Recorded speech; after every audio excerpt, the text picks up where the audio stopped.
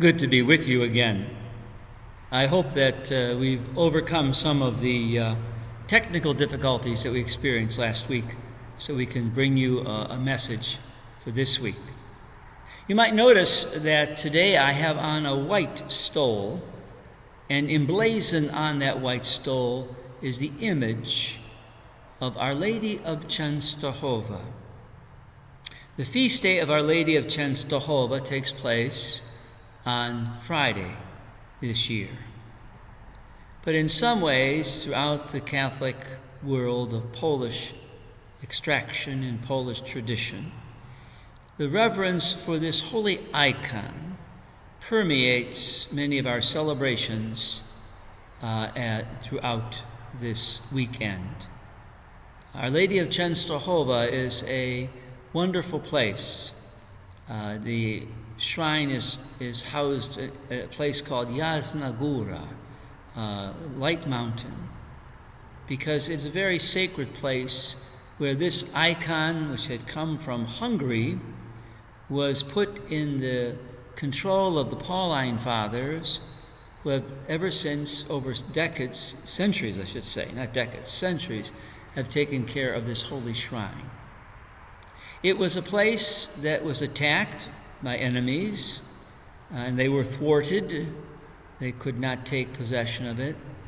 Even during World War II, there was some discussion that Adolf Hitler had thought of attacking the great shrine because it was such a center for the Polish people that he felt that if he could control that, he could control the whole country in a way.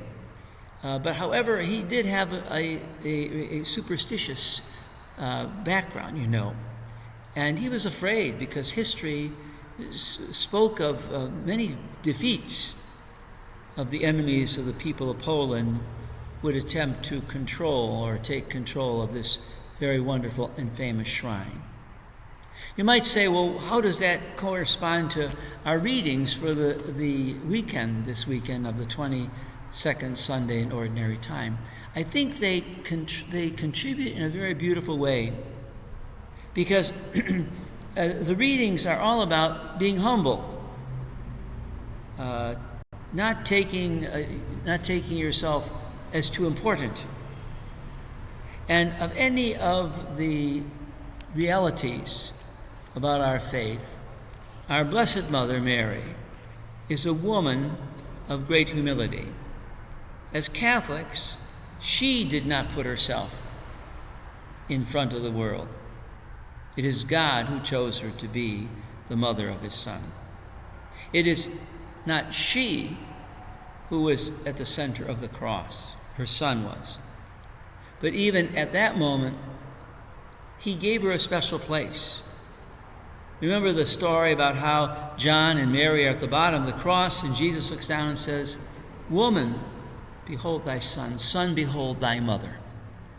That amidst his own affliction, he allowed his concern for her to still possess his mind as his dear mother.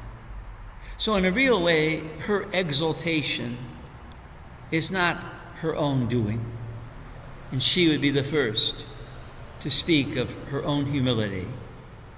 She speaks very rarely in the scriptures, but the longest portion we have of her words in the Gospel of Luke is what we today call in the Catholic Church and Christian Church the Magnificat, a hymn of praise. My soul doth magnify the Lord, my spirit rejoices in God my Savior. And it goes on and on about the wonders of God and what he has done for his people. So in a very real way, as the book of Sirach begins, my child, conduct your affairs with humility, and you will be loved more than a giver of gifts. Humble yourself the more, the greater you are, and you will find favor with God. How true it is of our Blessed Mother, how true it is of her. And of course, the place at the banquet table in heaven. In St. Luke, we hear of Jesus talking about a wedding feast and saying to people, don't struggle to get the first place, because the host will tell you where you're to sit. And we know that she sits at the heavenly table next to her Son. And we continue to pray through her intercession that we will be true followers of his kingdom, that we will join her in that great Magnificat, praising God for the wonders of salvation that he has wrought in his Son, Jesus Christ, who was born in the womb of the Blessed Virgin Mary.